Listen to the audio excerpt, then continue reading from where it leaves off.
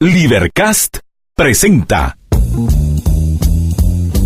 una producción de Libertópolis, donde nuestra misión es promover un mundo de personas libres y responsables en búsqueda de su felicidad. Creamos valor innovando, analizando y transmitiendo información e ideas. Día a día encontrarás los episodios de las emisiones correspondientes a nuestros programas. Contravía, todo a pulmón. Contravía por la tarde, más negocios y LiberViernes.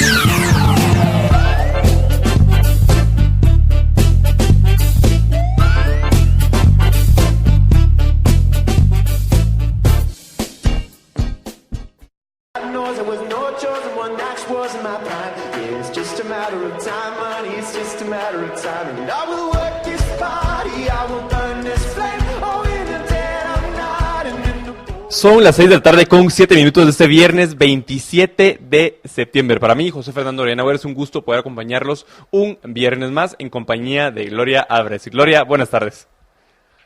Buenas tardes, José. Hoy súper contenta de que podamos estar de regreso en la cabina de Libertópolis con personas que quiero muchísimo y que además tienen ideas fantásticas. ¿Te acuerdas que hace como dos semanas más o menos hicimos un programa sobre Burning Man y muchos de los principios libertarios que hay en Burning Man? Bueno, pues hoy tengo el placer de compartir con todos ustedes a una de las personas más fantásticas que conocí en Burning Man, con quien compartimos muchísimo, y la verdad es que la historia de cómo nos conocimos con Fernando es muy bonita, porque llegamos al camp y no sé, estaban preparando el almuerzo, la cena, y viene Fernando y me dice: ¡ay! Yo escuché que tú eras de Guatemala. I heard you were from Guatemala. ¿Sabes de esta chica que habla de política y que es de Guatemala y que I heard of her? Y yo solo le digo, I think that might be me. Y me dice, no puede ser, tú eres Gloria, tal. Y a partir de ahí pues empezó una amistad súper bonita y empezamos a hablar de muchos de los temas que nos interesan. Y para mí es un gusto, José, que hoy Fernando esté acá. Realmente es un ser humano brillante que le ha metido mucho estudio al tema de cómo salir de la pobreza, cuál es el tipo de capitalismo que el mundo necesita, por qué es que la gente no termina de entender ciertos principios económicos y los confunde con las cosas que a veces vemos, ¿no? Entonces se me ocurrió, entre todo lo que hablamos con Fernando, que hiciéramos este programa de radio para compartir un poco sus conocimientos y muchas de las cosas que nos hemos estado compartiendo. Y por eso me complace que hoy, que hubo una marcha para alarmar a las personas sobre el tema del medio ambiente y la contaminación en el mundo, y que tanta gente dice el capitalismo es el problema, el capitalismo es el culpable, que abramos este espacio para hablar acerca de gratitud, compasión y conciencia dentro del capitalismo. Hablar un poco y desmenuzar lo que el capitalismo realmente significa, que es un libre mercado total, es un laissez-faire absoluto, en un libre mercado real.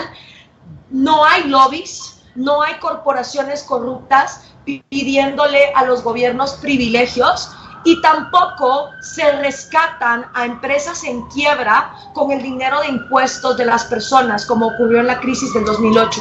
Pero muchas personas no entienden que eso es lo que significa un libre mercado verdadero y lo lejos que estamos de llegar ahí. Entonces, para introducir a Fernando, pues les voy a contar un poco de su biografía, que la verdad es bastante impresionante. Fernando es originario de Brasil, así que saludos y besos a toda la gente que nos escucha de Brasil. Es un ejecutivo de finanzas, actualmente con sede en Silicon Valley, California, y trabaja para un negocio.com multimillonario. No podemos decir el nombre de la empresa, pero les digo, es una de las multinacionales más grandes del mundo, y les garantizo que casi que toda la gente que nos está escuchando alguna vez ha comprado algo ahí.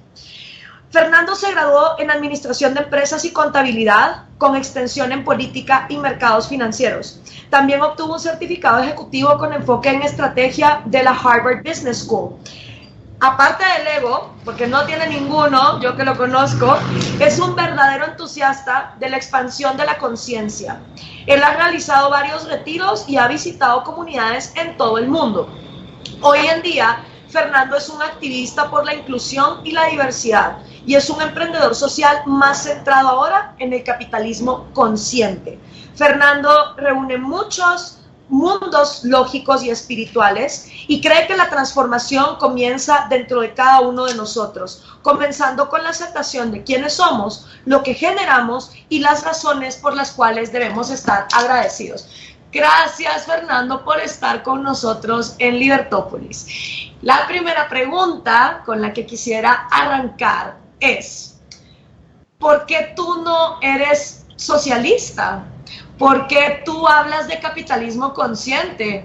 Vives en San Francisco, que es una cuna de democrats, todos piensan que socialism works, vienes de Brasil, has visto mucha pobreza en las favelas, y como que lo lógico, ¿no? Sería, por el perfil que tienes, que defendieras el socialismo, ¿no? Y que nunca te hubieses interesado por algo como el capitalismo consciente. Entonces, cuéntame un poco de tu camino, cuéntame un poco de cómo tú fuiste formando tus ideas que te llevan hoy a querer defender o hablar de algo como el capitalismo consciente.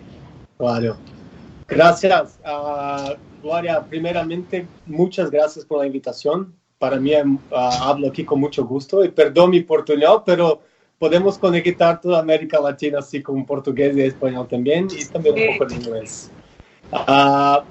Vale, empecé mi carrera como los ideales. Entonces trabajaba en una empresa de consultoría financiera y a algún punto de mi vida yo tenía todo, como un coche muy bueno, un apartamento, estaba siempre en las fiestas, estaba con los amigos, la gente más rica, pero yo tenía como un vacío dentro de mí, como algo que estaba faltando.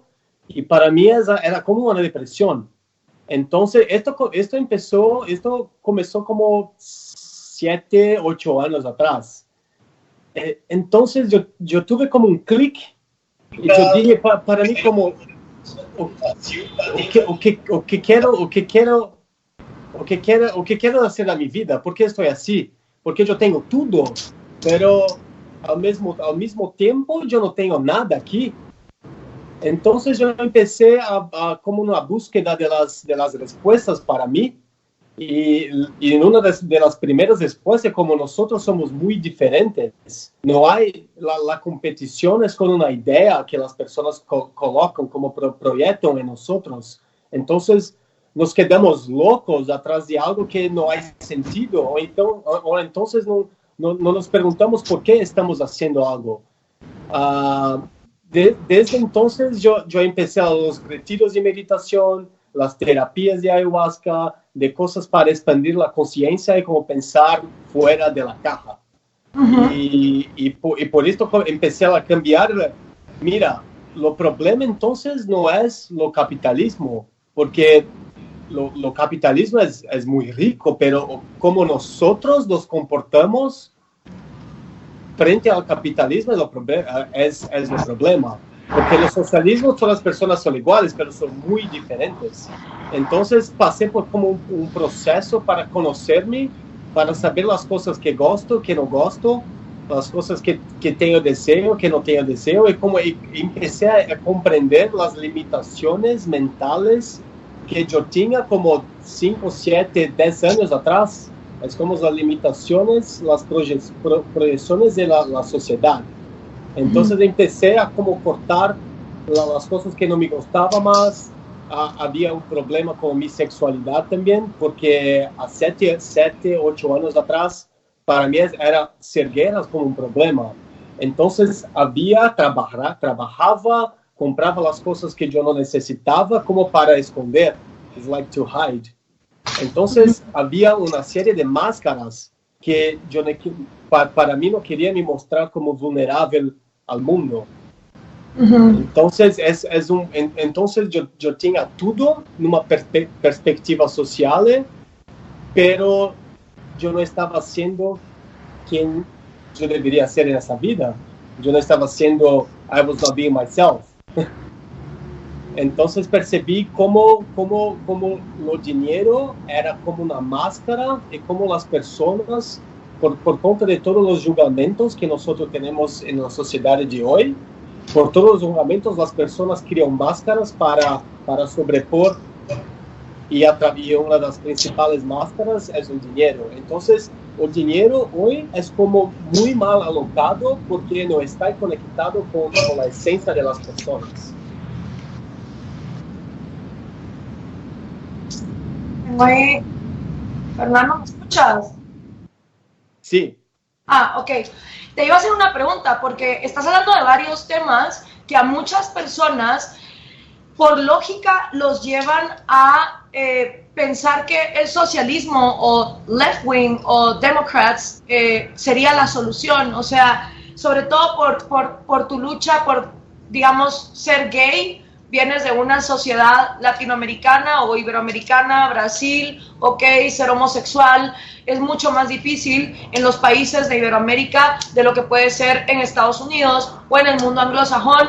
Y mucha gente con tu perfil, mucha gente que se esconde en el dinero, que se vuelve materialista, que es homosexual, en donde encuentra el refugio, en donde encuentra a las personas que lo acogen y le dicen bienvenido, sería en el caso de Estados Unidos el Democrat Party, ¿verdad? O sea, casi siempre es the Democratic Party, the Left Wing Party, que te habla de money is evil, el dinero es malo. Mira ahora los nuevos videos de Bernie Sanders diciendo que los multibillonarios deben casi que desaparecer o pagar muchísimo dinero. Y casi siempre es el Partido Demócrata el que habla más de cuestiones de gay rights que el Partido Republicano, que no quiere tocar esos temas. Entonces, me da curiosidad porque en el journey of life, en el camino de vida que tú estás describiendo, pareciera que lo lógico era que tú terminaras siendo socialista, que tú terminaras diciendo it's all about inequality, tenemos que repartir la riqueza, tenemos que imponer unas políticas más duras en contra del capitalismo. Sin embargo, no fue eso lo que pasó. Entonces, estoy curiosa de saber qué libros leíste, de dónde te informaste, where did you get your, como tu información, porque además Sí, claro. vives en California. Y en California la mayoría del discurso es solo un discurso, ¿no? Uh-huh. Sí, claro. Gloria, primeramente, para mí como dinero es como energía. Entonces, comprender lo dinero como energía fue lo principal cambio en mi relación con dinero. Entonces, dinero es como podemos manifestar lo que nosotros deseamos con dinero. Si nosotros no tenemos dinero, no podemos hacer nada. Estamos conectados, pero nosotros estamos en la materia, ¿sí? Necesitamos de un iPhone, necesitamos de nos mover, necesitamos de comer, y dinero es la principal forma de cambio hoy en la sociedad. Nosotros tuvimos como otras formas de cambio en el pasado, pero ahora es el dinero. Entonces, dinero para mí es como una energía, pero el problema es que las personas alocan como emplean el dinero de forma incorrecta. Es como entonces es como parar por un segundo para pensar como, ¿por qué estoy haciendo? ¿Por qué estoy comprando? ¿A qué mi dinero está nutriendo? ¿O qué estoy impactando con todo esto? Porque en la esencia, todos nosotros tenemos el poder para cambiar el mundo.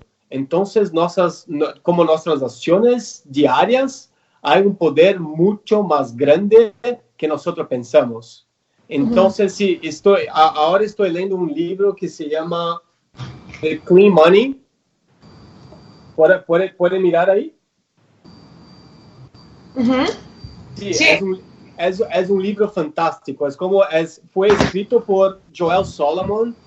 Hay como un sitio también en el website de Joel, como un video de 3 minutos que puede tener una idea de cómo podemos empezar a convertir la idea del capitalismo sujo para el capitalismo limpio. Entonces es un libro fantástico porque si yo tengo dinero, ¿por qué quiero aplicarle mi capital a los investimentos que generan solamente especulación? Porque hay personas, hay talentos, hay proyectos fantásticos out there, afuera, que nosotros podemos alocar el dinero para cambiar el mundo. Entonces, la primera cosa, principalmente nosotros latinos, es pensar en lo dinero como algo bueno. No es como los desastres de la sociedad. No, los desastres de la sociedad es como nosotros humanos nos comportamos y cómo ponemos una carga a través del dinero. Entonces, el dinero es una forma solamente, porque las acciones, la energía de cada ser humano está lo mismo. Entonces, por ejemplo, si no tenemos dinero hoy, mañana empezaremos de nuevo nuevamente a cómo cambiar a través de oro.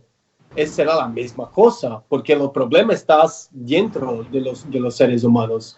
Entonces, lo primero cambio es pensar el dinero como algo bueno, rico, pero las acciones que tenemos que hacer con relación al dinero, necesitamos repensar el todo, porque estamos con problema ahora. Nosotros no sabemos cómo emplear el dinero. Ok, en aras de repensar en todo, te tengo una pregunta. Hoy, por ejemplo, que se está dando una marcha en el mundo después de las declaraciones de Greta Thunberg en las Naciones Unidas, donde ella condena, entre otras cosas, al capitalismo, al libre intercambio voluntario de bienes, el problema de contaminación y de cambio climático que hay en el mundo. Yo no vengo aquí a negar que estamos contaminando el planeta. Yo misma he sido testigo de playas que están llenas de plástico. O sea, he hecho videos en las playas de Belice que es asqueroso ver la cantidad de plástico que llega de los océanos. O sea, lo he visto, nadie me lo ha contado. El Amazonas se acaba de quemar en un gran porcentaje.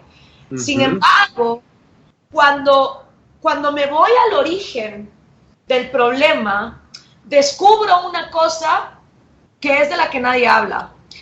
Mucha gente está hablando del cambio climático y muy pocas personas están hablando de cuáles son las soluciones de mercado para los problemas de contaminación que estamos afrontando, lo que en inglés llamaríamos Market Solutions for Pollution.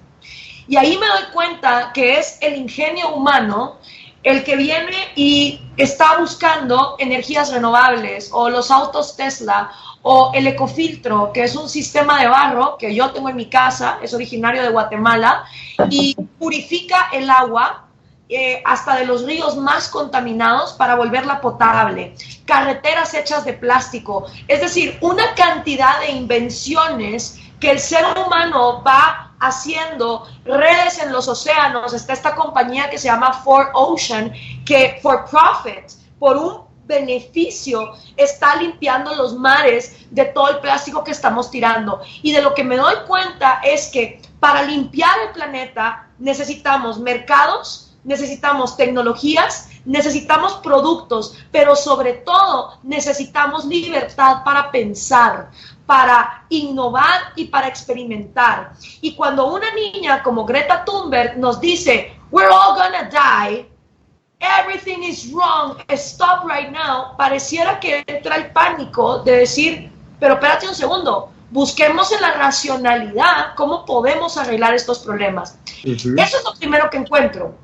Lo segundo que encuentro es que los bienes y recursos que están en manos del Estado, o sea, de los gobiernos, son precisamente los bienes y los recursos más descuidados.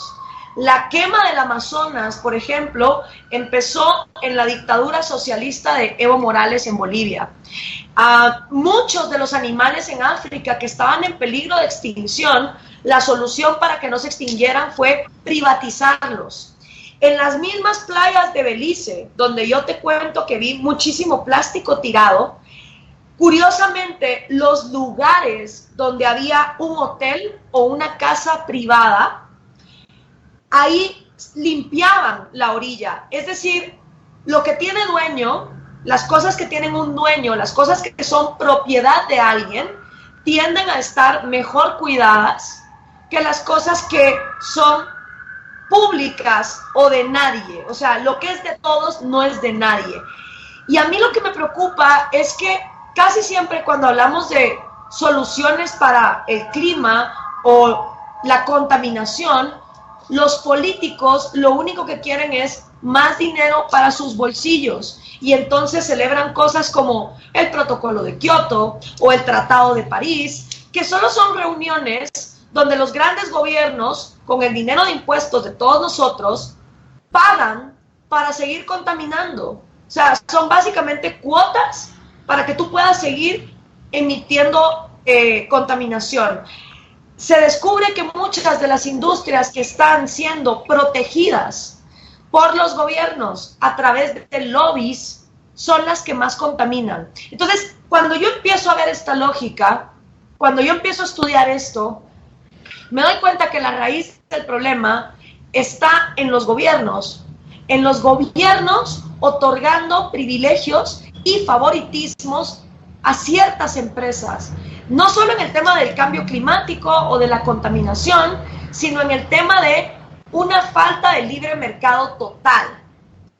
No sé qué pienses tú, Fernando, pero a mí me preocupa que se haga una guerra contra el capitalismo en pro de salvar el medio ambiente y que se utilice a una niña, que yo estoy segura que sus intenciones son reales, porque tiene síndrome de Asperger, and that's a thing that cuando tú te enfocas en un tema, de verdad te enfocas en ese tema y te importa ese tema, pero me preocupa que la utilicen y que al final su esfuerzo no logre hacer algo realmente por el planeta. Tú también sigues a Jason Silva, que yo también lo sigo en Instagram. Sí, y fantástico. Jason Silva para mí es uno de los filósofos, economistas, no sé, divulgadores más importantes que hay. Y si alguien como Greta Thunberg se sentara con alguien como Jason Silva y él le pudiese explicar como que los beneficios del progreso para lo que realmente puede servir el dinero y el intercambio humano, creo que estaríamos viendo otro discurso que el que estamos viendo actualmente. No sé si tu libro toca este tema, pero a mí me gustaría que habláramos un poco de eso.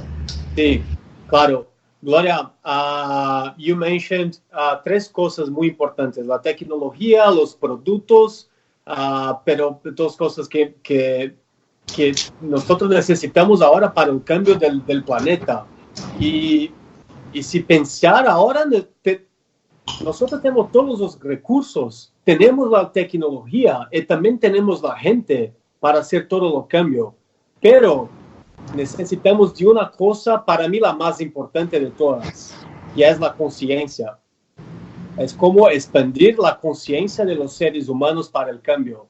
Porque si nos quedamos en una briga como el capitalismo es más, no, capitalismo es solamente una forma, porque nosotros tenemos un problema. Los problemas son las condiciones ambientales, los problemas son los julgamentos, es judgment.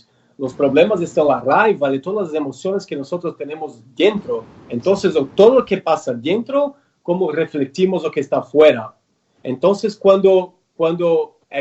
when we expand our consciousness, es cuando empezamos a cambiar el todo. Entonces, si tenemos los recursos, es como ese libro aquí aborda mucho, es como tenemos los recursos, pero es un modo de empezar a reallocate the resource to the right place. Porque imagínese, por ejemplo, tenemos los billonarios hoy, los millonarios y mucha gente con muy dinero. Solamente aquí en San Francisco hay como 86 personas billonarias. Imagina las personas billonarias alocando el dinero para proyectos del cambio del mundo y no para proyectos solamente para hacer dinero después de más dinero. Entonces es como un shift de la especulación financiera también para los proyectos que realmente importan. Para que podamos hacer el cambio para los proyectos que van a cambiar el mundo, necesitamos de conciencia de los investidores. Entonces, para mí me encanta ser un ejecutivo de finanzas, por ejemplo, con la conciencia, porque el dinero que yo tengo, yo voy siempre a buscar la mejor alternativa para alocar a proyectos sustentables, a proyectos que hacen sentido para la humanidad, y no solamente a los proyectos para me quedar más rico. No necesito más de dinero solamente por ter dinero. No trae más felicidad, más felicidad, es lo mismo. ¿Hace sentido? Hace todo el sentido del mundo. Perdona, no te quería interrumpir, sigue, que te tengo otra pregunta, pero sigue. No, entonces para mí es como la primera cosa que necesitamos hacer como seres humanos es el cambio de la conciencia para investir. Y hay opciones en el mundo hoy para hacerlo. Por ejemplo, hay bancos más éticos como Triodos Bank en Holanda. Es como solamente con valores muy sustentables. Hay como un curso también en MIT Free Access. Se llama como Bank as if Society Matters. Something like this. I can get to the name before we finish our call. Como hay una industria para el cambio de los investimentos, pero el problema no es el capitalismo en sí. El problema son como las personas están como acting towards capitalism. Va. Fernando, perdón. Ya espérame, José, que se me va la pregunta. Va, Nando. Pero mira, pues, ahí con lo que acabas de decir de reallocate resources, yo estoy súper de acuerdo que the reallocation of resources está súper mal hecho actualmente. Y te voy a decir dónde creo yo que se da la mayor fuga, por las cosas que tú acabas de mencionar. Tú acabas de mencionar bancos con valores sustentables. MIT teniendo un curso que se llama Bank as if Society Matters. Esta revolución en la conciencia de, señores, seamos conscientes, devolvamos a la sociedad, está surgiendo del sector privado. Está surgiendo en el área donde los individuos son libres. No está surgiendo en los gobiernos.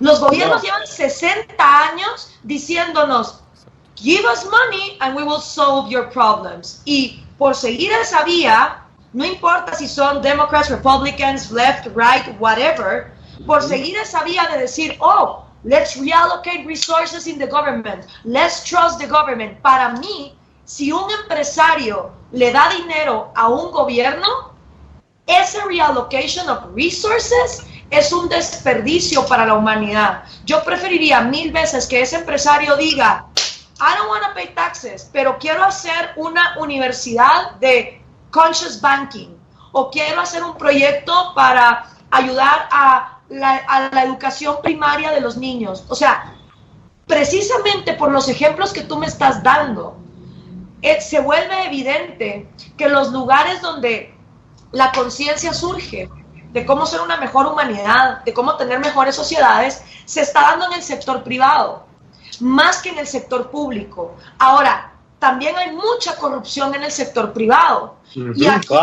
Y aquí viene mi siguiente pregunta, y te la voy a poner con un ejemplo de tu país, que es el caso multibillonario de peor reallocation of resources de la historia de Iberoamérica entera. Es el peor caso de corrupción que Latinoamérica ha conocido, y se llama Odebrecht. You know about Odebrecht. Sí, claro. Y mucha gente, sí. Y mucha gente te dice, ¿te das cuenta? Odebrecht es el ejemplo de que si a las empresas se las deja solas, entonces ellas abusan. Y digo, no, that's the consequence. El origen es que we grant the governments the absolute power para venir y decir quién tiene que construir carreteras, o quién tiene que hacer puentes, o quién tiene que hacer infraestructura. Y cuando le damos el monopolio de reallocation of resources a los gobiernos nunca escogen al mejor, nunca escogen al más honesto, siempre escogen a su favorito, siempre escogen al que les paga más sobornos y más corrupción. Entonces, Yo estoy de acuerdo contigo. Tenemos que cambiar la conciencia. Es evidente que hay mucha gente que se desmide en el materialismo y en el consumismo y que cree que las personas valen por lo que tienen en lugar de por lo que son. Yo estoy súper de acuerdo con eso. Pero creo que el primer paso para hacer ese reallocation of resources es dejar que las sociedades y el sector privado lleguen a sus propias soluciones y cortarle, casi que separar constitucionalmente la economía del gobierno, así como la iglesia, separation from church and state, separation economics from Claro. state. Y no sé si tú, en la literatura que estás leyendo, se habla acerca de eso.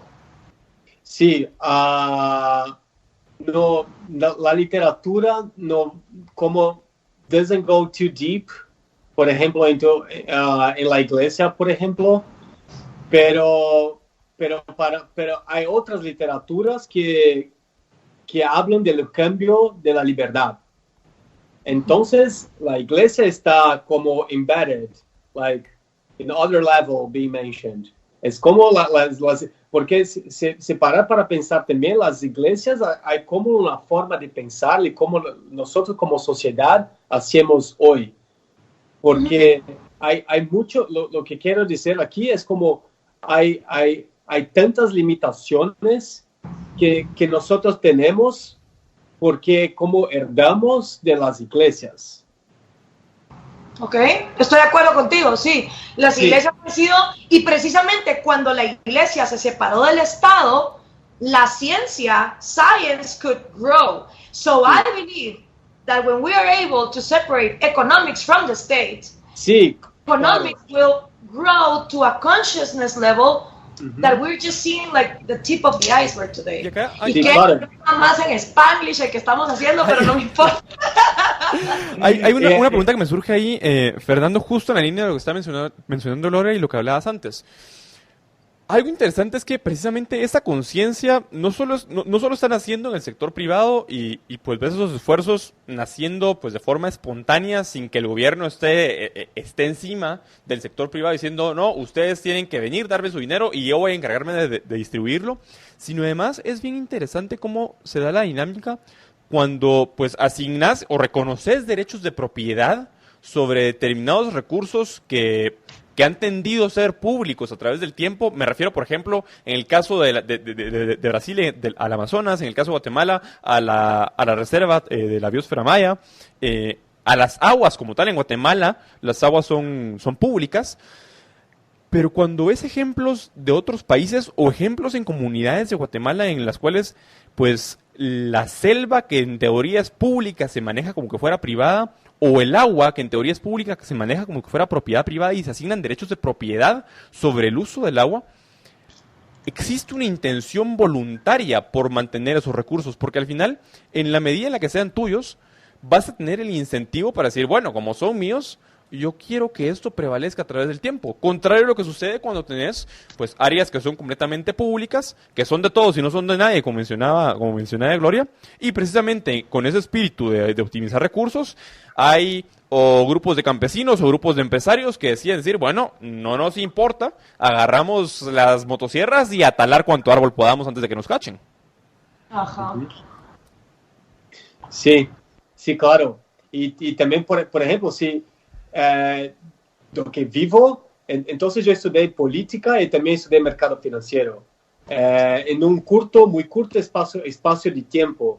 Entonces yo miré, es muy interesante porque yo estaba como en el centro. Entonces la izquierda queriendo hacer como los derechos de propiedad sin los empresarios, sin los ejecutivos, sin las compañías, pero no había management. No había cuidado, era como un sector mucho más largado, mucho más, ¿cómo puede ser? Not taken care of. Y al paso que una empresa pelo sector privado, como there is more management, there is more care usually. Entonces, pero al mismo tiempo, es como había una incoherencia económica por la izquierda cuando estudiaba política, pero también en la derecha, y esto que el mensaje que estoy hablando aquí por la conciencia, hay como un blind spot por la sociedad. Es como hay una incoherencia económica muy fuerte a la izquierda, pero también hay una incoherencia social y ciudadana por la derecha. Entonces, hay como un conflicto. Por esto, siempre estoy intentando seguir por el camino del cambio de la conciencia, porque necesitamos de los recursos para hacer el cambio. Entonces, tenemos que migrar para donde queremos que los investimentos sean hechos. Estoy completamente de acuerdo. José, no sé si tenemos que ir a una pausa. Justo Marito me está diciendo que vamos a corte, así que vamos a corte y regresamos en unos minutos, pero no sin antes decirles que samborizar es imprimirle su estilo a sus espacios, es darle su personalidad a cada ambiente y su buen gusto a todo su hogar. Samborizar es darle un toque europeo al lugar donde viven o trabajan. Samboro son pisos, azulejos y fachaletas de la mejor calidad. Pueden descargar su decorador virtual para poder samborizarlo con Samboro.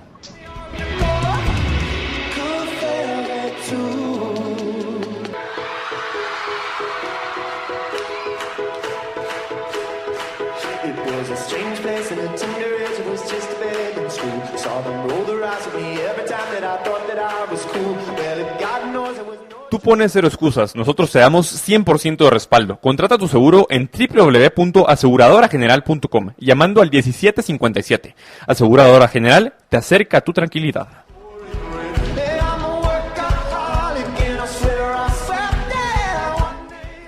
Estamos de regreso en LiberViernes y estamos teniendo una muy interesante conversación con Gloria y con Fernando. Gloria.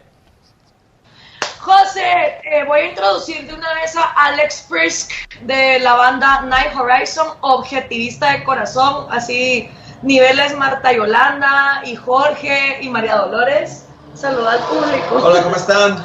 Hello. Hola, Alex. Y para explicarle a la gente que no está como muy enterada del tema, si ya los libertarios somos unos freaks en el mundo político entre republicanos y demócratas y somos una minoría, bueno, los objetivistas son como una minoría dentro de esa minoría. Hay cosas que compartimos en común, como por ejemplo la defensa de el individuo libre y los derechos a la vida, a la propiedad privada y a la libertad de los individuos, a la búsqueda de la felicidad. Y aprovechando que andaba aquí en México y que estamos hablando de este tema y que él es un gran conocedor de Ayn Rand, que fue una de las personas que más divulgó la moralidad de lo que realmente es capitalismo, de la virtud del egoísmo y del individualismo, pues me pareció interesante traerlo a la conversación. Y ahora me quiero ir con una pregunta que nos hace una amiga de nuestro camp, que es Becca Smith. Becca, if you're listening to this, y vamos a hablar en inglés y le vamos a responder en inglés porque ella habla inglés. Becca, if you're listening to this, I'm reading your question online. I send you lots of love to you and Katie. Hope to see you next year in Burning Man. Thank you for all the beautiful things that you said to me, especially the words that I have a tremendous respect for the power that I have, and it's an honor for me to call you my friend. And one of the things that we always talked about is our differences on how we view the world. And Becca sent this question, and I would love Fernando to reply what you think about it, and also you, Jose, y también tú, Alex, to her question. And she says, American capitalism has seen the development of a greater sum of wealth. An individual accumulates, resulting in greater human value of that individual and greater overall life potential, not in a subjective manner. For example, more people have favorable opinions of the wealthy than have favorable opinions of the poor, but in an objective manner. For example, people who have amassed wealth have access to life-saving care and sustenance, which those who have not amassed wealth do not have access to, despite the fact there are, in the United States, ample resources in circulation to treat and sustain the entirety of its population. This results in a higher risk of impoverishment, illness, malnourishment, and fatality, among those who have not amassed wealth. Note that wealth is often amassed without meaningful contribution to a society, something that you were talking about, Nando, like the lack of consciousness. How can a society which equates wealth with inherent human value preserve and nurture a sense of unconditional worth among its inhabitants? Without an unconditional and comprehensive sense of self-worth among citizens of a society, how best can they move forward in facilitating and inspiring the individual to grow and make change from within? Nando, it's your turn. Becca, love you. Send you lots of love from here as well. You have a very great question, and that's actually one of my privileges for being Brazilian living in the United States. So I can answer like with different factors. The first one is we have much more than we think we do. Especially like if you talk to European or if you talk to North American, especially where the wealthy of the world is usually allocated in, they have no idea what is like to cross the street and see people starving. Even though, for example, I live in San Francisco and there are a lot of people literally freaking out on the streets, in the end of the day, there is no misery, as I used to say in Brazil. So, as people are, and that comes back to my point of increasing and expanding our awareness, because people are in that complaining mode. So people are just complaining. Never is enough. Nothing fulfills them. So they live that endless race and pointless accumulation because they have no meaning. Their race is just powerless in the end of the day because it's never gonna end. So, and that's actually my point. Whenever you can raise your awareness and get to the realization that you have a lot, one, you become more grateful for. Two, you become even happier. And three, you become more abundant in a way that you start kind of sharing across. Because, for example, when I compare my life now in San Francisco, it is really amazing. And I can do a lot. And I know how a lot of people are literally dying in starvation in Brazil and other parts of the world. So when I have like a perspective to compare, I'm more grateful for it, and then I can share. And when I share, it's kind of it's one of the things that I call the wheel of abundance. People try to accumulate and just to show to the others for a stupid competition. But in the end of the day, what is driving you? So, for example, when I go to LA, for example, just to use like that stereotype, this stereotype, is actually everywhere in the world. But LA, money talks and image talks, like beauty talks. But in the end of the day, okay, so how many people are you actually impacting? What is like the good things for the world you are actually doing? I'm not saying that you should become like a hippie and do like all the things that are not related to this. No, it's kind of fun to go beyond like whatever you can see and make your impact in the world. So to your point, it's a matter of people raising their awareness and come to the realization that, hey, I have a very good life. And the world is literally, pardon my French, but the world is fucked up out there. And it doesn't mean that it's the capitalism or the socialism. No, it doesn't mean that you have the resources. You are a really privileged people, and you can do much more with it in a free market, in a capitalism. So it comes back to my point. It comes back to realize how lucky you are, how privileged you are, what you can do to change the world, how you wanna allocate your money and your resources. So it's a lot of still we are very abundant because in the end of the day, the universe is just flowing energy, and in the end of the day, money is energy. So I'm not saying that Gloria, give me half of your money and give it to me, and then we're gonna be happy. No, I want Gloria to be wealthy, and I want to have my money as well. There is room for everyone at some degree. The distortion happens when your motivation is driven by a place of fear and ungratefulness. That's my point of view. Okay. Jose, Okay, so regarding Becca's question, I think that in the line of what Fernando was saying, one of the topics that are like under discuss in the modern era is the reduction of absolute poverty due to capitalism. According to data from the World Bank, 36% of the world's population was living in extreme poverty in the 1990s. In 2011, just the half of that, the 15% of the world's population was living in extreme poverty. And the interesting thing there is that you can trace like a line, and you can see that that reduction of poverty is directly linked to the fast spread of global capitalism.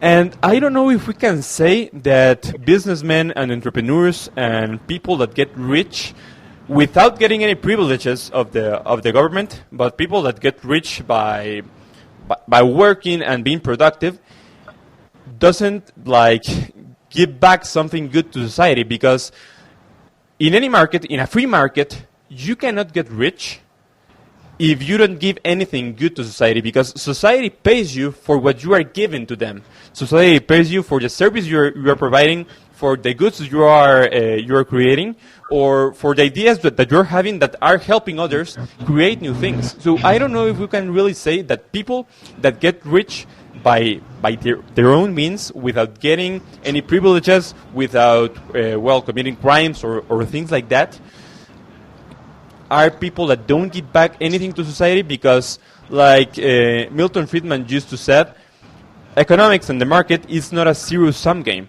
So if you're getting something, it's because you are giving someone else something of value that they value, and that's what they are paying you for. So I think that capitalism and free markets are like the most moral way that we can use in order to help poor people get out of poverty. Because if we don't use those means, and as Nando was saying, capitalism is only a means toward an end. If we don't use that, we only have, the ideas that are being implemented day by day in our countries that are collectivist, they are aesthetists, or they are socialist, and they are not working. Yeah. Okay. Do you want to go ahead, Gloria? Make a comment on that? Yeah, go ahead. No, I was going to give Alex to answer, but if you want to reply, go. Yeah, well, I think it's strengthened my point in terms of, again, we have all the people, we have all the money that we need, we have all the resources, we have technology. What we lack is common interest, and those people need to wake up. So we need those billionaires, we need those powerful governments. And again, I'm not saying that we need to share. I'm not even taking socialism into account. What I'm saying is that we need those people, strategic people, to change their mindset. And hey, instead of making money just through speculation, why don't you just do something good to the world? It's not that hard. Like, think of this way. There are like 86 billionaires in San Francisco. There is only 16 billionaires in Brazil, for example, the entire Brazil. It's fine, of course, the capitalism talks. There's this entire system, and if you go back to history, understand the slavery, blah, blah, blah. Okay, I get it. But at the end of the day, for example, if you just watch the documentary of Bill Gates on how he's shifting the water kind of a filtering system in Africa, I was like, yeah, that's what we need. We just need like strategic people. I think, so just don't get me wrong. Everyone can make a difference in the world. And if you're buying like a candy, you can make a difference on choosing where and why you're buying that from. However, what I'm saying is that you have those very powerful people. We need those people to, again, reshift the purpose of the capitalism. Like, the system in itself is not an issue. It's a free market. It's to put to Gloria's point. We want technology. We want innovation. I want to be who I want to be. I want my ideas to be explored. I want to open my own company. I want to be free. However, why don't you just shift something towards something more meaningful, where we can just, at least provide the basics to everyone. Everyone desires, everyone deserves to to kind of bring their talent into action. There are thousands, millions of very talented people out there not being heard. There are thousands, millions, very talents out there not being used. So we are wasting, in the end of the day, talents. Just like, Gloria, going back to the documentary of poverty, those people, they don't need like very fancy things or cars or places. These are just different lifestyles. They need to be empowered. They need to be trusted. They need to be included. They need to be empowered. That's it. That's what the world needs. And I can see at the same time in the capitalism, like a lot of our executives, but they are just, a jerk. And they're like millionaires. Why? Because they're unhappy. Why they're unhappy? Because they were told to do stuff that they didn't want to. They wanted to be something that rather than themselves. They're not being themselves in the end of the day, but with money. Okay, so let's try to shuffle and change a little bit the behavior of this guy, of this mindset, and then I'm sure that his ideals, values, and everything will shift across. It's a consequence. In the end of the day, it comes back to changing your consciousness. Okay. Alex? So yeah, I think Rebecca's question is, has a lot of different premises in it. It is a complicated question. So she talks about American capitalism. America, and again, my viewpoint comes from studying Ayn Rand. And she talks about how pure capitalism has never existed in its true form. So American capitalism is really a mixture. It's a mixed economy. It's a mixture of free market and government control. I think the way you inspire individuals is through ideas, right? Through spreading the right, like shows like this, spreading the right ideas, letting people know about them, promoting writers like Ayn Rand and other freedom-thinking writers. And Fernando, to your point, you were saying that there's 86, I think, billionaires in your area, I think is what you were saying? I'm sorry, say it again. There's what? You said there was 86 billionaires? 86 billionaires, yeah. Right. And so I was just trying to understand your point. Were you implying that they should be doing more in terms of giving back to society? Was that what you were trying to say, or? Yeah, one of my points there is that in the end of the day, we don't need to change everyone. Like, can you imagine if you change just a fraction of these people? Can you imagine how much they could do towards the society? What I'm saying is that we have all the resources. Again, we have the resources, we have the technology, we have everything. We are just lacking interest. I'm not getting into the details of where they're investing their money, what they're doing to their money. Is much more a matter of increasing the awareness of, okay, I have all this power, and what am I supposed to do with this power? What can I do with this power? Right. So yeah, I think the main focus on there should be though, like, how did they become billionaires? What value did they bring? That's sort of what, because that's what they're bringing, right? It's like Bill Gates, right? He changed the world with Microsoft, right? Yeah. And people generally give him credit when he gives away what he earned, but really that's the value that he brought, right? Yeah. But, I think it gets a little bit philosophical, but, I'm being very transparent here. And that's why I love, the capitalism from that perspective, is that everyone is very different. We're just like nature. We're very different. There is, this tree goes higher than the other one. It's fine. However, in the end of the day, the one that goes higher needs also to understand their power. Okay, look at how much I can do. And the power is distorted in today's world, and that's one of the issues. Because those people are just rich at the same time, okay, they got rich because of the system and their merits and their knowledge and their intelligence, they're smart, whatever. But there are a lot of people who has a lot of money, and at the same time, they just don't care. In the end of the day, they don't care. They don't give a shit to anyone. They don't include. They are racist. They are homophobic. They are all those issues. So we're talking here like different problems, right? It's not only the system, but once you get there, what do you do with it? So I'm more in the end, I'm more trying to shift the focus into the awareness and again the consciousness of those people that actually in the system in itself.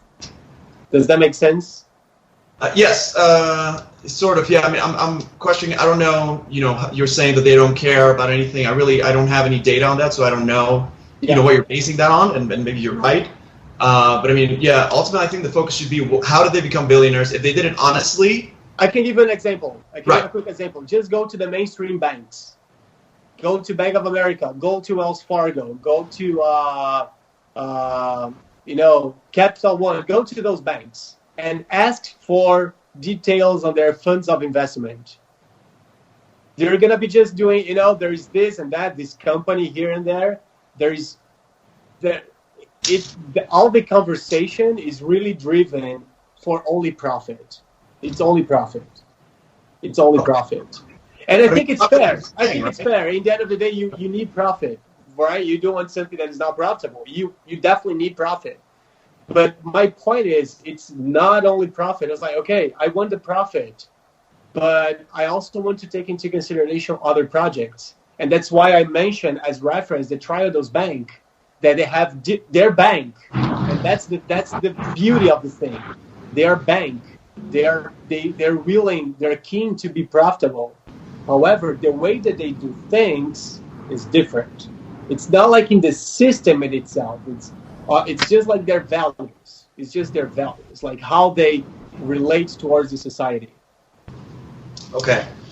All right. So I mean, I don't want to, monopolize the conversation. Yeah, we need to keep going, but yeah, I'm just trying to understand that viewpoint. But that's the interesting thing. I think we are all right and bringing components that are very important. Regarding Becca's question, there is no doubt that throughout history, there have been laws, again, placed by the government to present disadvantages to certain people. For example, women couldn't vote. They couldn't acquire private property. Until the 1970s, if a woman wanted to open a bank account in Spain, she had to go with her father or her husband to have permission for that. So those laws created by the governments, not the markets, present a disadvantage.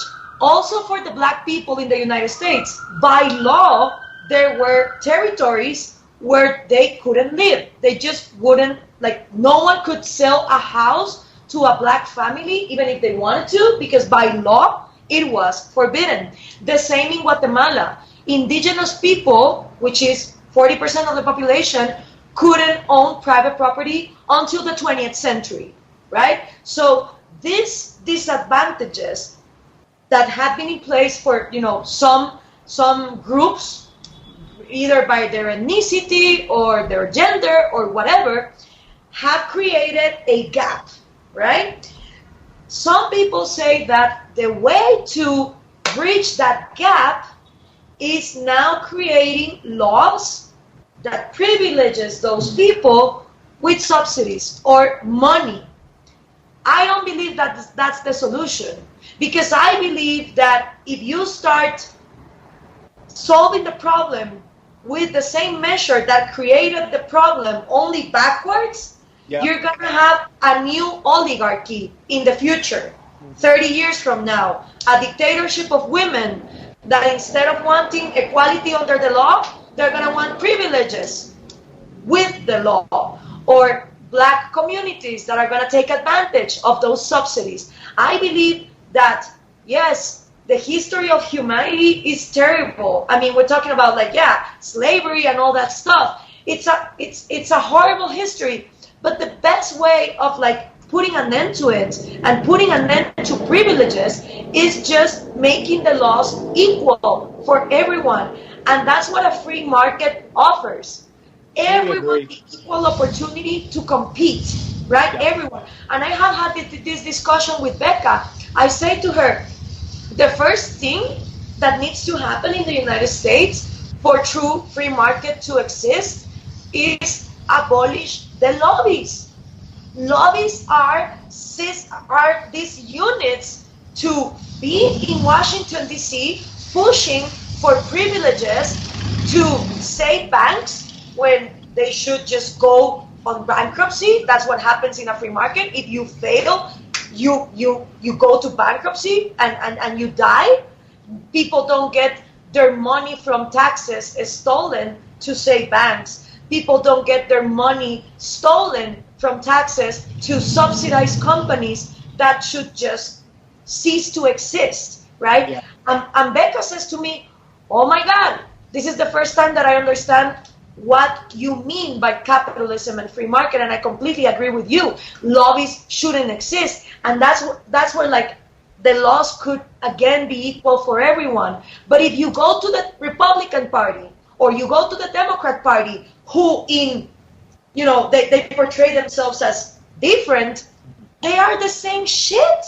No one in the Republican Party or the Democrat Party would seriously propose as a political idea or like their agenda or whatever to abolish the lobbies. They both want to increase government. They both want to increase government. And the problem with increasing government is that you increase those privileges and then you increase potentially the people that will earn money not by working hard, but just because their grandfather got a law that privileged them with, money to have this huge company. This is the way that privatizations worked in Latin America all over the 20th century, right? Mm-hmm. It was not free market. It was monopolies that the government granted to different families to provide for cell phone service or the internet or railroads or airplanes. And because there was no competition, these people got ridiculously multi-billionaire, but they don't have the consciousness that Nando is talking about. And now I want to address that other issue. The materialistic, empty culture that we're living it, right? Because you mentioned LA. I was recently in LA. It's true. People care about the looks and the money and the cars, but at the same time, they're preaching socialism. And they're miserable because they are the victims of consumption, of materialistic consumption, but they want to take the guilt away by proposing socialism, which just doesn't work, right? So you have the worst of two worlds, in an individual that lives in constant contradiction. And there is a saying, I think it's a Chinese saying, it says, poor grandfather that works hard makes a rich father. And the rich father creates a miserable grandson. So regarding the consciousness, when you have someone poor and that person has a son, and that son sees his father or his mother working hard and, making sacrifices for the family to, have a better future, they grow up understanding how hard it is to create money. Now, that generation that is super rich now, when they have offspring, those children live in abundance. And if no one teaches them ethics, morality, and the value of things, they grow up to be miserable millionaires because they have all the money in the world, they just lack the ethics. And people relate that with capitalism. People think that capitalism only produces spoiled individuals. Yes. Yeah. It's kind of one of those things where we have to blame someone, right? And that's also the other aspect of today's world that we are always pointing. No, it's those companies. No, it's the systems. No, it's like everyone. But no one actually wants to look back and say, hey, but what can I do to make this change? Right? Because, for example, those examples, I have some acquaintances, some friends in Brazil or even in other parts of the world that you mentioned. They just inherited a lot of money, due to some that's this thing in Brazil we call cartório. I don't even know in Spanish, neither in English, where it's just kind of a verified documentation, all that. It's there. They're just making a lot of money. They cannot change the system. It's like, hey, but why do we have those things? It's so unfair. So, yeah. And at the same time, it's the type of people that it's not aware. It's, it's the racist one. It's the one that tells joke about women. It's the one that tells joke about, all those minorities that actually are maybe the majority now.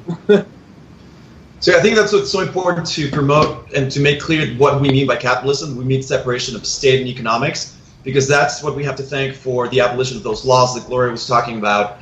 That's what we have to thank for the wealth that we have. And so yeah, I think just promoting those ideas is the solution. And that's what would end the lobbying as well. If you just separate church and state, then the state has, state and economics, then the state has no power to intervene and make all these laws because in favor of one company over the other. It's like the vicious cycle, right? Some people say, oh, it's the corrupt businessman who will call the senator and say like, hey, put this subsidy on my company, or like prevent foreign competition to come in.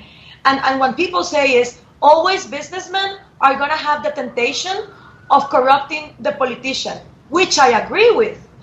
And I agree that the only way of that not happening is if by law you just take away the power of the politician to grant those favors. So when the businessman calls and says like, hey dude, can you please, protect my company with a subsidy, or, just make up that this is a national industry that needs to be protected, like Trump is doing right now, right? Like he's like protecting the national American industry with the excuse that a lot of jobs are going to be missed, whatever.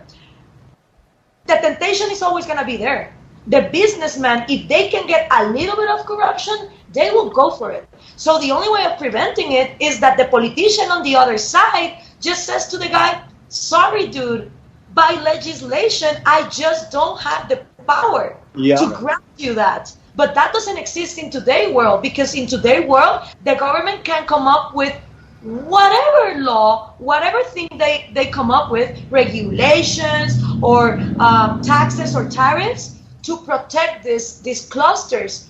And when those clusters start appearing, then that consciousness that you're talking about, because I think that these are two solutions that need to be at the same time for the same problem, right? Like you need both. You need to awaken consciousness at the same time of preventing the system that damages that consciousness. Yeah. I want to make 2 points regarding that. So number one, it's true that maybe businessmen call the politicians to get favors, but that's all because of the system that's set up, like Gloria said. And I do think a lot of times the politicians initiate that by pressuring the businessmen with threats or something, and then that's them defending themselves. Yeah. So that happens a lot. I also think it's important to point out why we want separation of state and economics, because the state has a monopoly on force. So the market is supposed to be based on voluntary trade. So when you inject force into the market, that's when you have all these problems. So that's the issue regarding that. And then regarding Becca's point that in America people get care, for example, if they have a lot of money, and then the poor don't. That's true, but that only happens in the beginning, because then treatment becomes cheaper, especially in a free market. We don't have free market healthcare in the United States. It's mostly socialized. But if it were free, then things that are expensive today would be really cheap and affordable for everybody, in a few years. So, that's all. José, tenemos que ir a corte. Tenemos que ir a corte. Sí, justo ahorita tenemos que ir a corte y regresamos en unos minutos. Quédense con nosotros. Vale. I'm loving this conversation. This is one of my favorite programs. Mario. Estoy amando este programa. I'm loving it. Sí. Gloria.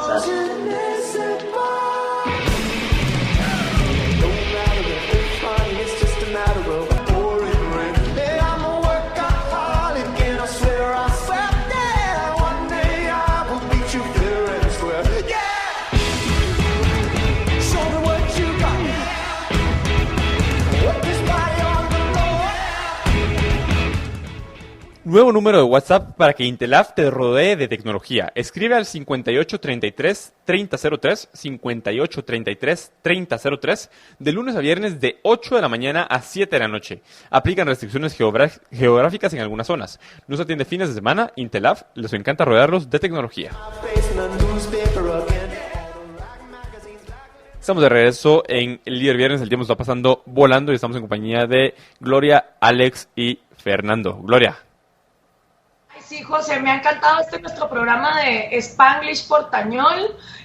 A toda la gente que nos está escuchando, gracias. Espero que esto les esté ayudando a los que están en su Duolingo, ya sea aprendiendo inglés o aprendiendo portugués, que se estén entreteniendo con el o español que estamos haciendo de... Vamos a crear un nuevo idioma. Es un nuevo idioma lo que estamos construyendo. Es que es lo que pasa cuando cuando ya no hay fronteras y podemos todos conectarnos. Gracias al free market. Ya no voy a decir capitalismo, no, son mentiras. Fernando, let's talk about two things that you wanted to bring up. Y ya, let's switch to English for the rest of the show. Let's talk about the consciousness that you want to create, the consciousness that you want to help build. Like the consciousness that I want to help build, it's for people to understand that resources allocated in the private sector are way more efficient to solve problems than resources allocated in the government. Because like that's where my conscience and my studies and everything that I've seen have brought me, like after, putting reason. So for you, when you talk about like creating consciousness, how do you envision that? Yeah, that's a very good question, because it's actually one of the main pillars of my logic in this conversation. So the creating consciousness is about understanding and creating a sustainable enterprise, sustainable business, sustainable environment. So it's not only about, for example, if you like all this fast fashion issue that we have today, we just sell, and we don't care about how we are disposing the products, what we are doing. If you're sending to Africa and then we are destroying the local markets, how we are dealing with our employees. So there are like many aspects that we need to take into consideration when we raise our awareness whenever we do business. So it's like doing business in a sustainable way, where we take into consideration our labor, we take into consideration our resources, we take into consideration our supply chain. For example, Patagonia, like even this brand. So if you get to understand the values behind Patagonia, they're really solid. And again, I'm not saying that, these are the sense, here's the God, here's the evil, they are perfect. No, it's just kind of a line that we trend to kind of follow. It's more about how are we. Where is this cotton coming from? Where are the fabrics that I'm using my production process coming from? How am I dealing with all this plastic disposal?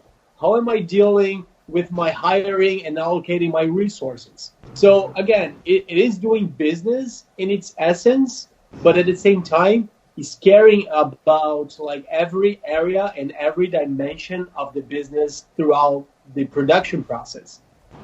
So I want to make a point about that, because I think a lot of those issues that you mentioned come up in a mixed economy more than they would in a truly free market. Because, for example, in a truly free market where property is all private, if you are disposing your plastic on somebody's property, then the government will properly step in and stop you, because you can't do that. You can't throw your garbage on somebody else's property.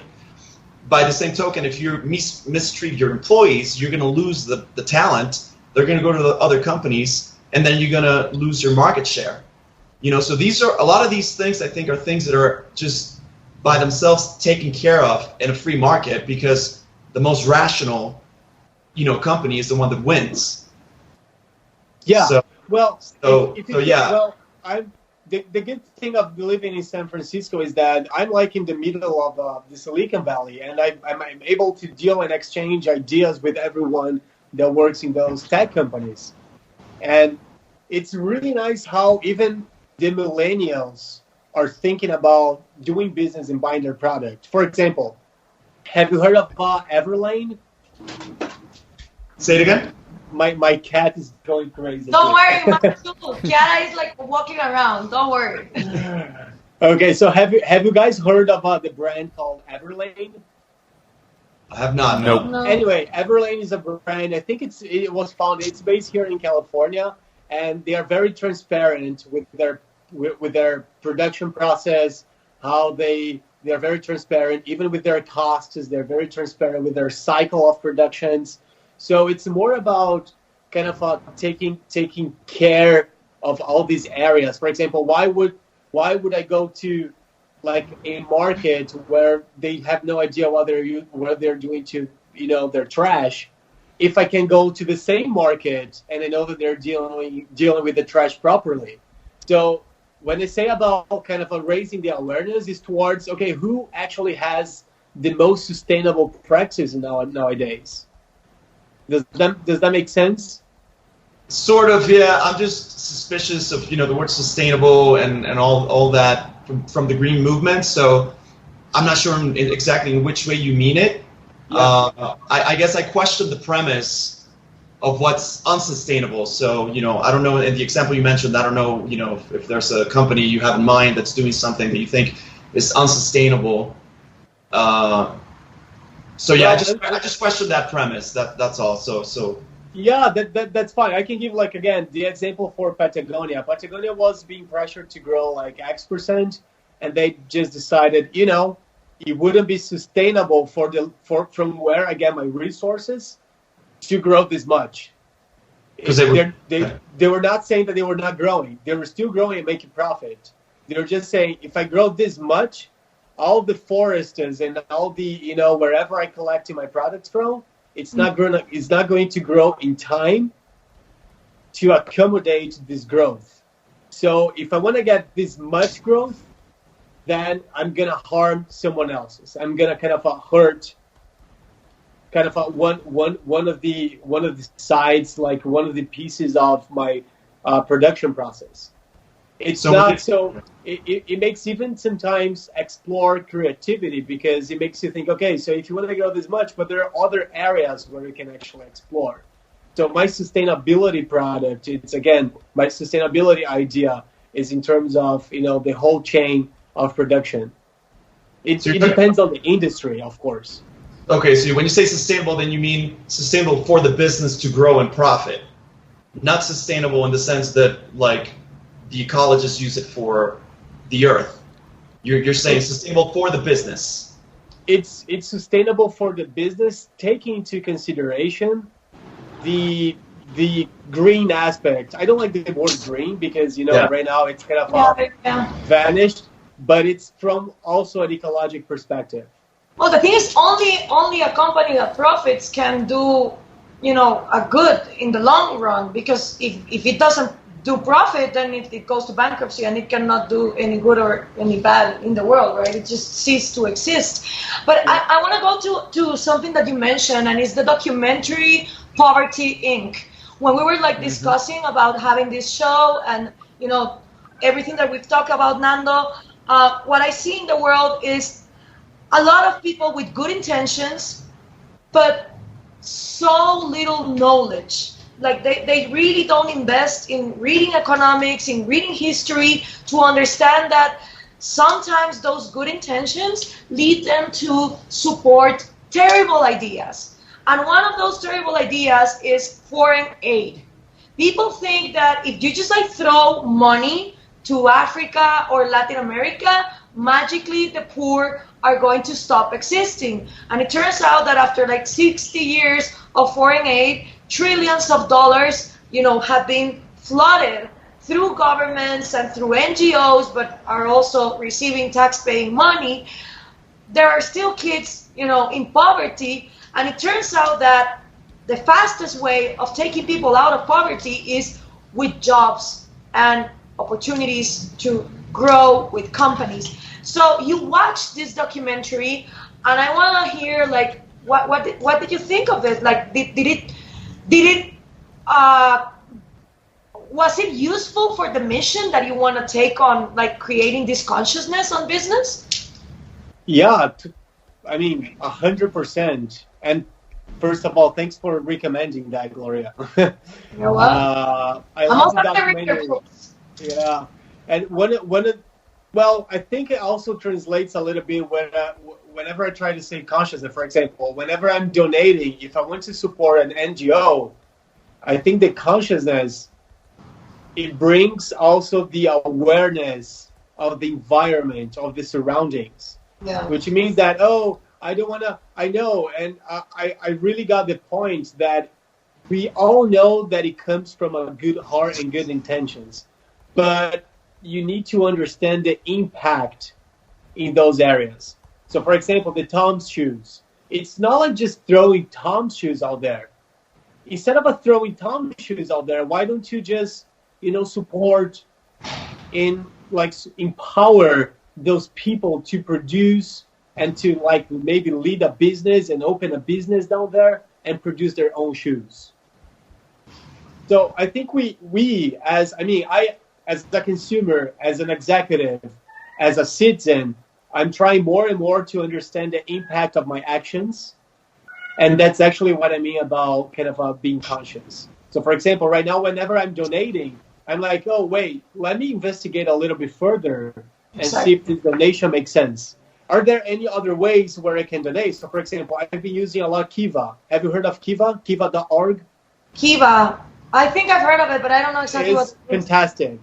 Kiva does exactly, Gloria, what the Poverty Inc. suggests. You empower those people in those communities. So, for example, instead of just, borrowing, lending your money to a bank, you can also do that, but you can also, lend your money to a house, to a family in Brazil, in Guatemala, so they can actually run their business. And they're going to make money. And, there's, of course, the whole support of how they're going to increase, how they're going to grow, how they're going to manage their resources. It's totally worth it to invest 10 minutes and explore a little bit of the website. But the thing is, what I loved about Kiva is, what I loved about poverty is the idea of empowering those communities to become instead only of just giving the product done. So it's kind of literally learning how to fish, how to catch, instead of giving them the fish. Yeah, I agree with that, and I hope that kind of documentary gets a broader audience, because that's the thing. There are people who really have the good intention of helping the poor or helping the environment, but unfortunately, people with the wrong solutions get to them first. And when you try to open the discussion, even if you go to the comments right now on the live stream, there are people who are like, oh, I hate these beasts. And it's like, why? Can you please explain what we're saying? It's wrong? Or does it make you think? Can we just surpass the era of insulting the person, and instead of that, attacking the idea with better ideas? Let's argument, let's debate. But when you're put it on the wrong side of things, if anything you say is going to be wrong because, oh no, you defend capitalism and automatically that's wrong, or you are talking about consciousness in the business and that sounds like lefties. If we go from that point, then we're doomed, because we're never going to debate. And what I see is again, with this movement with Greta Thunberg, I really feel sorry for a girl who I truly believe her intentions are good. And I believe that, sadly, for what I'm seeing, a bunch of politicians and crony businessmen who profit from polluting, because there's no property rights, they can throw their stuff wherever, are going to benefit from her. And nothing is going to change in the environment or pollution or anything. And she's going to get frustrated. And I hope that doesn't happen. I hope that someone like Jason Silva can talk to her, or someone like you, she gets access to other ideas so she can make her own mind, right? Yeah.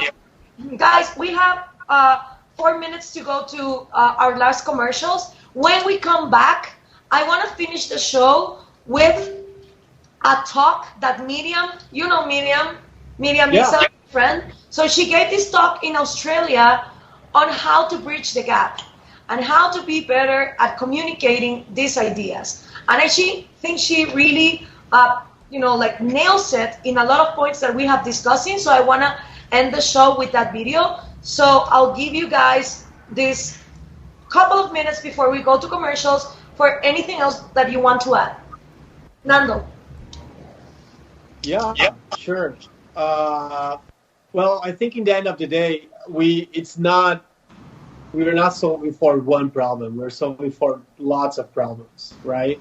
And it's not, we tend to think it's one thing or the other. No, it's one thing and the other.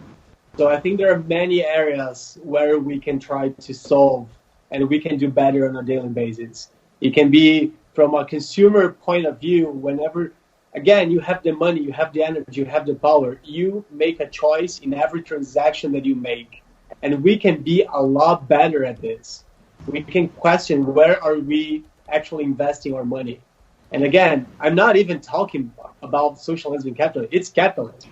It's, at the end of the day, I need to be who I am. I want to, explore my ideas. I want to open my business. I want to develop my talents, but in a way that I think about, like, in a broader and more sustainable perspective.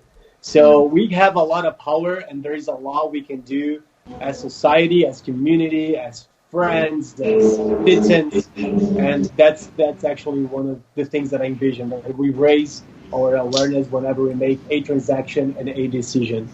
Thank you. Thank you, Nando, for being here. And please stay tuned because I really want your opinion on what Miriam has to say. Alex? I don't know, just I guess promoting the right ideas. I would encourage everybody to read Ayn Rand if you haven't done so already. She was somebody that clarified a lot of things in my thinking about all of these issues. And that's it. I really don't have any other points. All right. Yeah. Then, vámonos a comerciales y volvemos con el video de Miriam. Gracias a todos los que han estado ahí. Thank you for your patience in nuestro language switching. And yes, stay tuned. Miriam Isa in Australia talking about how can we make these ideas have a better chance in the world. Vamos y volvemos.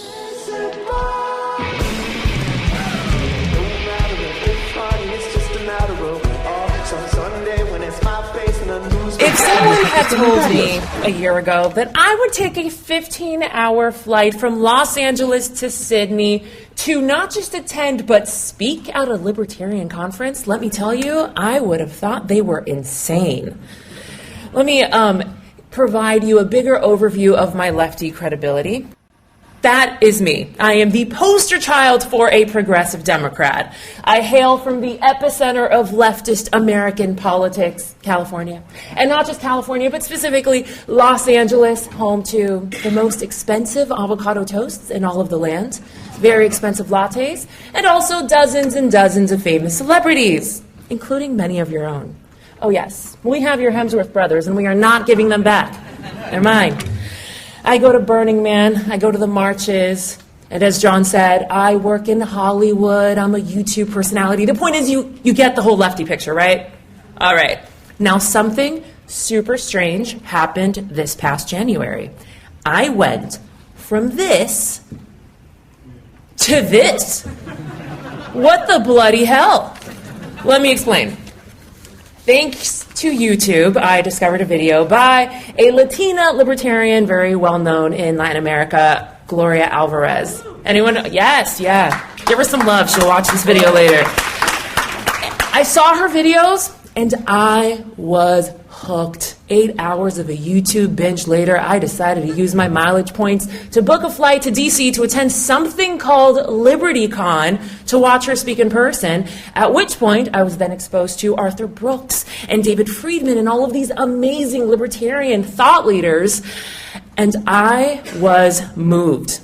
And what I found most compelling was the defense for the capitalism of ideas. Because the worlds that I come from, you only engage in a debate if everybody already agrees. Which isn't a debate, that's an echo chamber. But these people, they liked it when I asked questions. They wanted thoughtful, critical analysis. These were people that wanted to know their blind spots. Do you get that? You are the movement that seeks to know its blind spots. And I think that is the most humane thing we can contribute to modern political discourse. So that is why I am here. To grow this movement by arming you with the tools to inspire ideological migration, including within lefties like me, toward freedom and policies that are rooted in reason. Because increasingly, I believe that it's people like you who understand one very important truth, that the world is a complicated place. So be careful in thinking you understand it. On that note, how do we grow the libertarian movement? First, by understanding the cognitive and social costs of ideological migration. And second, by easing those costs with the one thing that is more persuasive than reason: compassion. More on that later. But right now, let's rewind to the beginning. When does one first develop their worldview? It happens in your 20s. This is when we're first discovering our political philosophies. This is also when we are first discovering Smirnoff Ice. Yes, that is me. So here we are developing our political identity despite very limited life experience, limited exposure to competing ideas, and terrible taste in alcohol. And then we choose friends that match our politics so that our friends and our politics become self-affirming. And finally, we call that our identity, as immutable as Daenerys Targaryen's claim to the Iron Throne. Yes, they watch Game of Thrones. Most of us never question our identity again because we don't live in a world that rewards this and encourages questioning. In fact, we reward all kinds of other personal evolutions. When a woman changes her hair color, her Facebook goes wild. But when we dare to politically evolve, we don't just not reward it, we punish it, labeling our friends as traitors and our enemies as weak.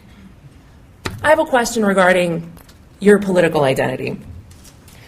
Do you think that you agree with everything that the person sitting next to you believes in? Yes or no?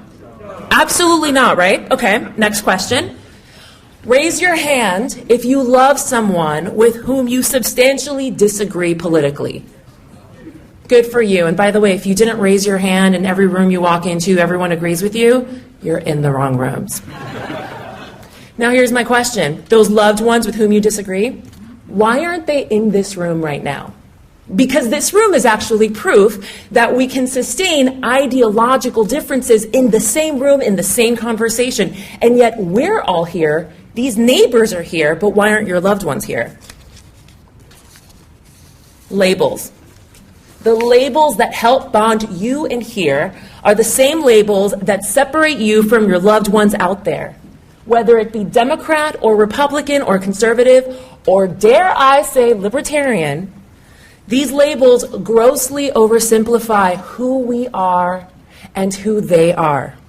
They divide us before we have a chance to find our common ground. So here is my suggestion if you want to inspire more ideological migration from people like lefties like me. Don't speak to the label and don't speak from your label.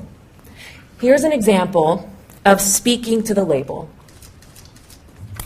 This is the official post on the Australian Taxpayers Alliance Facebook page announcing me as a speaker, and as you can see, there are some very colorful remarks. Now, I have blocked their names and their identities because this is absolutely not about shaming them. I actually want to use this as an opportunity to teach us something, that these comments were a missed opportunity to seek common ground and convert someone. I know you guys know your libertarian history better than I do. Some of the biggest libertarian leaders started off as socialists first, who were then converted because someone had the audacity to speak to them like a human being and share with them an enlightening point of view. Trolling has never persuaded anyone. Now let me further break down why reducing someone to their label is so undermining of their potential for ideological migration. This very same member of Lefty Hollywood is also the daughter of a deeply conservative and patriotic family. In fact, these are all images taken from my mother's Facebook page. Let me keep it real. There are probably more Trump supporters in my family than in the entire state of California. And there are definitely more American flags in my mom's living room than in the White House. And now let me take the contradictions of identity even further. These diehard Americans right here are also dispossessed Cuban refugees. Let me give you a little 15-second recap on the last 60 years of Cuban history.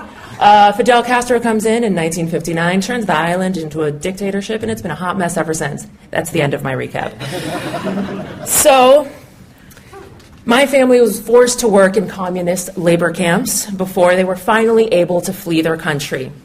So despite them being refugees, or frankly, probably because of it, they are more American than apple pie and the Fast and Furious franchise. Because it was the U.S. that opened its arms when my own family's homeland turned its back. So you might see me and think liberal elite. Fine, valid. But I am also a conservative refugee, also valid. Our identities, yours and mine, are a mosaic of contradictions. So instead of reducing people to some grossly oversimplified label, lean into their complexities and lean into yours. Find the overlap, because that overlap is the starting point for migration. Now, let's consider the cognitive costs of ideological migration using my grandfather as the lens. When my abuelo died in Cuba, he was a broken man. As you can see by the picture, the image does not lie.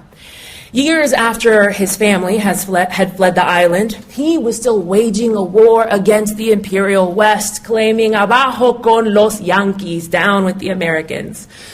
Of course he was, because after fighting so hard in the 1950s to overthrow one dictator, Batista, in the name of another, Castro, and after so many in his generation bled on the battlefield, losing their sons and their daughters to a revolution that at the time not only felt right, it felt necessary.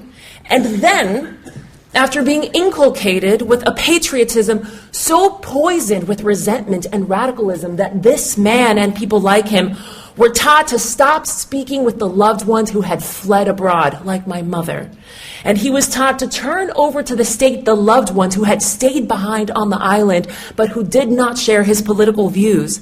That man, by the time he reached that age, had lost everything he had ever held dear for a corrupt revolution that he chose. How do you reconcile that cognitively? How do you allow yourself to consider that maybe that whole time you were wrong, or that maybe what was once right is no longer? That is a price cognitively too heavy to bear for most of us, if not all of us. So if you want to shift people from one ideology to another, assume that you know nothing about the cognitive price that that person will have to pay to consider your ideas. So that maybe when you begin your argument, you will not start with a statistic, and maybe instead you will start with a hug and some empathy. Now let's consider the social costs of ideological migration. Social suicide. We can all relate. Our politics have become so toxically intertwined with our identities that when we disagree with someone politically, we shame them, assuming they must not care about our pain or they must not share in our values, instead of asking questions to see how they arrive to their worldview. We don't all have to agree, but can we inhabit someone else's worldview long enough to understand their humanity? It is this social cost that keeps people seeking refuge inside of like-minded communities. And when we shield ourselves inside the communities with whom we share the same grievances, that is not community. That is tribalism, community's evil twin. See, community bonds over shared love with one another. Tribalism bonds over shared hate of someone else. Did you guys know that there is a feature on Google that has been collecting the data on the popularity of a word ever since 2006 on every single word in the internet? You did know. Okay. Smarty pants in the front row. Do you know when the popularity of the word tribe peaked since the data started being collected in 2006? November of 2016. That is when the word tribe peaked on the internet. Do you guys remember what happened in November 2016? Because I sure do. And by the way, this wasn't just in the United States. Globally, the word peaked on the intranet in November 2016. I think this further proves that we all in this room live in a linchpin of tribalism. And I say this as someone who, by the way, in the short term, benefits from tribalism. I am a woman, I am an Arab, I am a Latina, and I am the daughter of refugees. And yet I understand that tribalism is undeniably self-destructing, because the only shape that a tribe can take is a smaller and smaller version of itself until it ceases to exist, having excluded every possible ally from the table. It is a system where privilege, gender, and race do not intersect, but instead create a hierarchy on who gets to join the conversation and who is excluded, where the pendulum has swung so far to one side that our reaction to historical oppression is now to create more of it. Now, don't take that soundbite regarding oppression out of context. We do live in a world where people that we love have had their humanity dispossessed for generations, where people we love have had insults levied at them and racist economic policies targeting them, and where specific groups of people have been made to feel like the butt of a cosmic joke. And the work of evening out that playing field is still not over. Not until every person with the same resume has equal odds of being called for a job interview, whether they are black or white or gay or Christian or Aboriginal.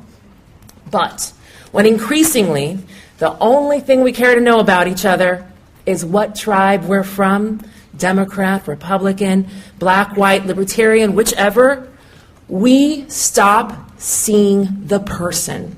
And the left does this a lot. We reduce people to the role that their people may or may not have played in historical injustices. And look, history matters, but so too does the content of a person's character. Therefore, if we are to grow this movement, we must start with a culture of compassion so that we can build a world where people feel safe to experience ideological awakenings, not just at the tender age of 22 when you are drinking bad alcohol, but again at 32 and again at 52 and even again at 92 years old. And where the bonding agent in our relationships is not the dehumanization of the political party that we have decided is inferior, but rather love. And as Arthur Brooks said, even toward our enemy. Because vitriol does not change minds. It silos.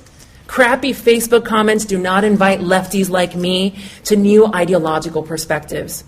But in a world of compassion, where we have a genuine desire to honor our shared humanity, to acknowledge someone else's pain or grievance before we address our own, in a world where a registered Democrat with an Arabic last name hailing from a Cuban refugee family can look at a room of frankly mostly white, mostly male libertarians and yet see herself in them and they in her, that is a world where community triumphs over toxic tribalism. And where the rethinking of our political framework as we grow older and wiser is not punished, but rather demanded as our civic and moral obligation. Thank you. Libercast presentó una producción de Libertópolis. Recuerden que si quieren conocer más de nuestros programas, seguirnos en las diferentes redes sociales, o si quieren ver nuestros programas y conocer a nuestros conductores e invitados, pueden ingresar en www.libertopolis.com. Recuerda suscribirte y dejarnos 5 estrellas para que continuemos trabajando en producir más podcasts de tu interés. Libertópolis, ideas con valor.